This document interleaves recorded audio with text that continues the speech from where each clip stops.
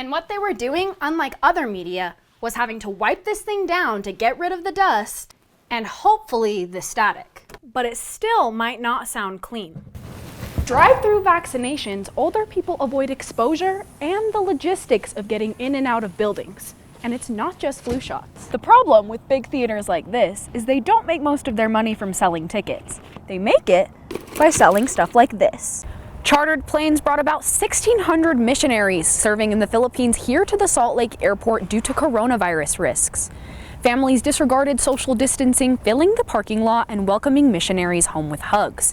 But one local family skipped the airport scene and decided to get creative in their own neighborhood. Here at Utah State Outdoor Programs, they have beacons, shovels, and backpacks. Experts say you should take this gear out, but there's no guarantee it'll save you. I'm here at the North Logan Fire Department. It's built by volunteers and staffed by volunteers. But the staff part might be changing. When you see police stopped in your community, they're usually there to help someone who's struggling. But you never know the struggles they could be facing themselves. Police discovered Mackenzie Lewick's body here in Logan Canyon a week after she went missing. Police say it all started when she met a guy on a dating app in 2018. Athletics is allowing a limited number of fans because of social distancing. They say they'll come out with an announcement soon for ticket information for this season. For now, reporting live from the Maverick Stadium, Lesya Feinstein, ATV News. Hello, Cache Valley. I am in studio on set of ATV News right now. I am anchoring our show today, so I thought I would just fill you in on a few of our top stories in our show today. First of all, coronavirus hit a dorm here on campus, so we'll be showing you kind of what the university is doing and what precautions they're taking moving forward to ensure that not only these dorm students are safe, but also everybody else on campus.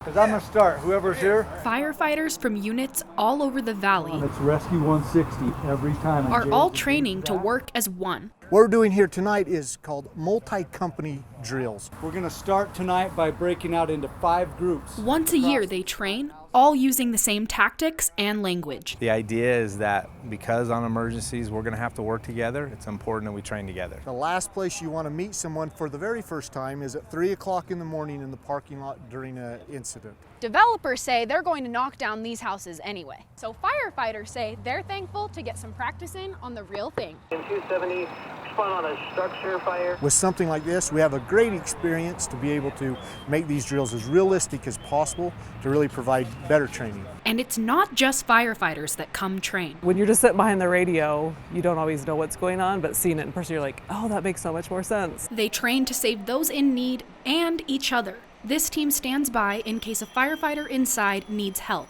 It's very important to us because we always want to take care of our own. They have to stage the practice a few times because some of them are always out on the real thing. We're happy with the turnout tonight. We're hoping we have the same turnout next week when we do it again. Lesya Feinstein, ATV News. You're welcome. Flu shots at Bear River Health Department look different this year. You can now get vaccinated from your car, a new process Bear River is trying to minimize virus risks. So far, it's worked really well for us to be able to serve people just curbside. After helping older people, McBride says she's gotten great feedback. This is so much easier. Don't even have to get out of the car. With drive-through vaccinations, older people avoid exposure and the logistics of getting in and out of buildings. And it's not just flu shots. We're doing hotspot testing today at the Maverick Center. Protective equipment on, Salt Lake County Health Department now offers free drive-through COVID testing. It's been a great opportunity to be able to get out into our community and to be able to provide this service for people. Car after car comes through as workers help more people.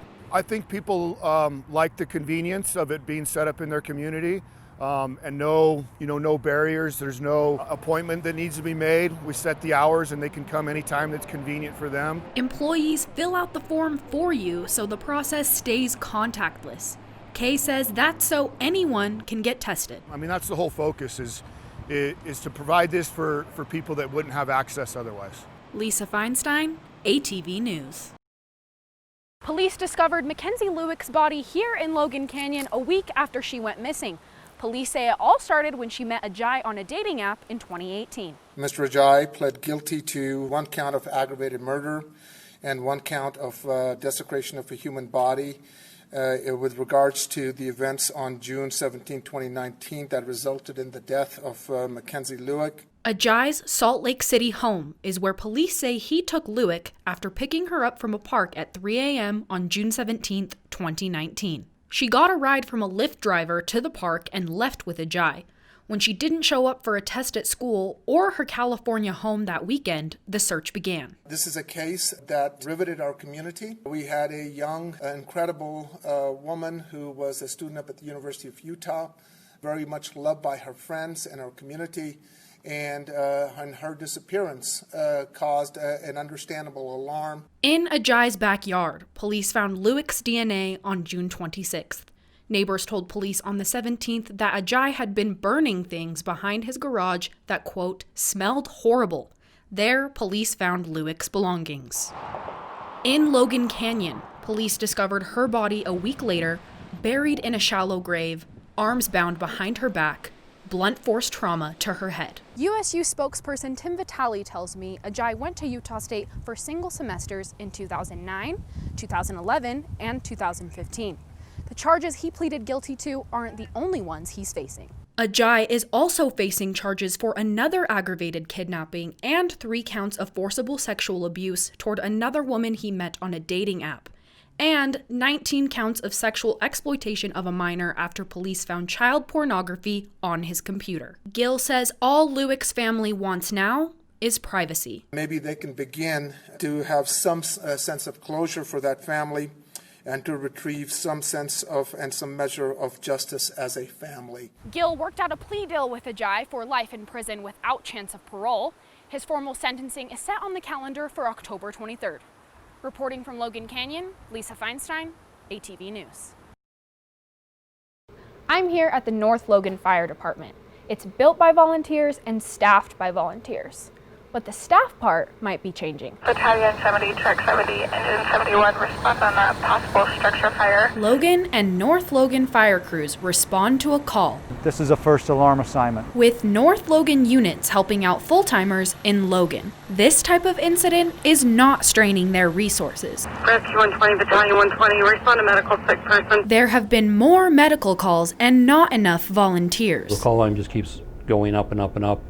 We have a hard time filling our shifts. The pool of volunteers is shrinking, and the number of times they're getting called out to provide service is growing. Their solution? Combine Logan and North Logan fire operations. We want to make sure our citizens have the best services that we can provide. We need, when they call 911, we want to make sure they have somebody that knows what they're doing, knows their job. North Logan keeps growing, and Mayor Can says the merger is what's best for the cities. When it's your house that's on fire, or when it's your relative that's having the heart attack or the stroke, folks really want to have the level of response that's needed to take care of whatever emergency situation comes. I believe in my heart that we're moving down the right path. We knew we had to merge. We knew we needed the help with the call volume. Logan City still has to approve the contract, but if they do, North Logan will keep their trucks and some of their volunteers. In North Logan, Lesya Feinstein, ATV News. When you see police stopped in your community, they're usually there to help someone who's struggling, but you never know the struggles they could be facing themselves.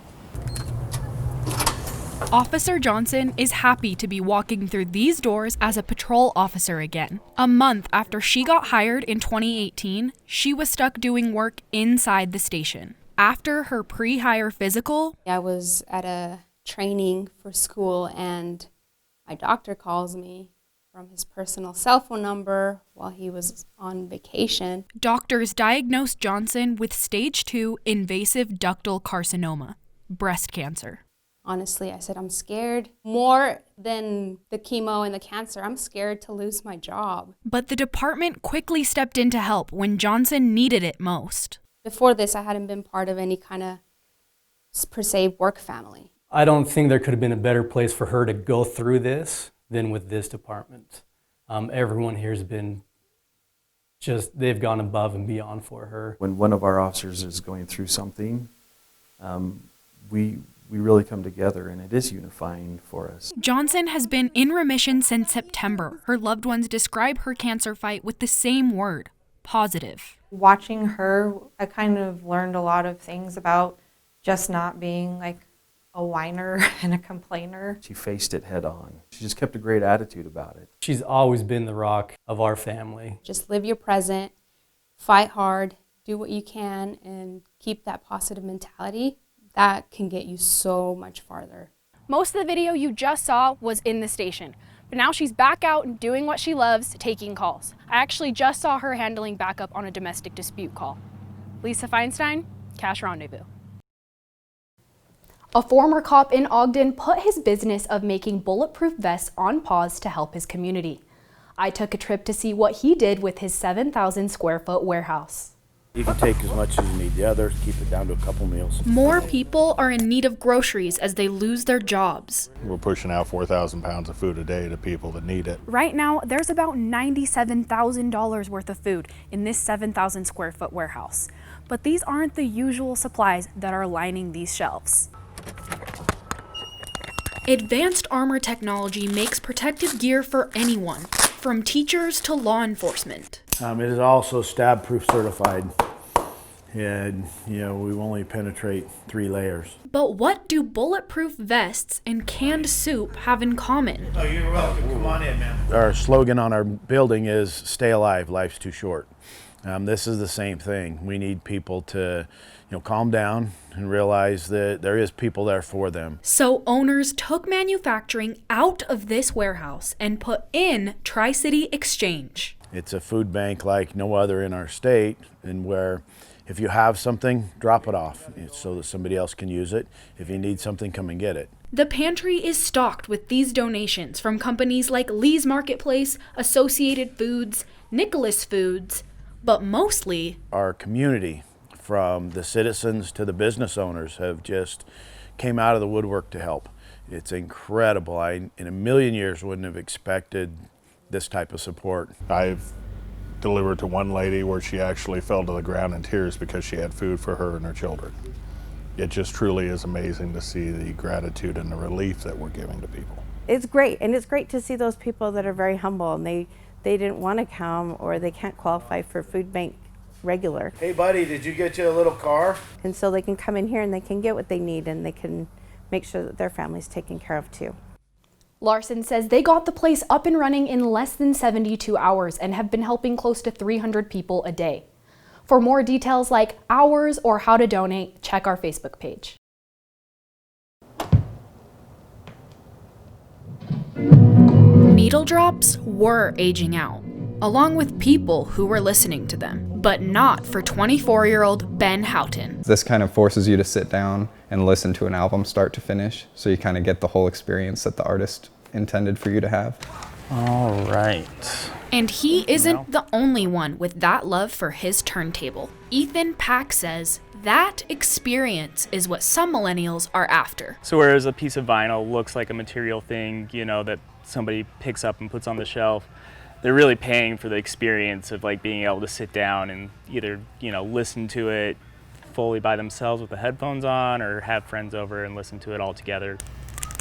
It's not just millennials record hunting. I like to look through these old used ones and I think back of when somebody maybe 50 years old first got this album and they were listening to it and where they were listening to it and what they were doing. And what they were doing, unlike other media, was having to wipe this thing down to get rid of the dust and hopefully the static. But it still might not sound clean.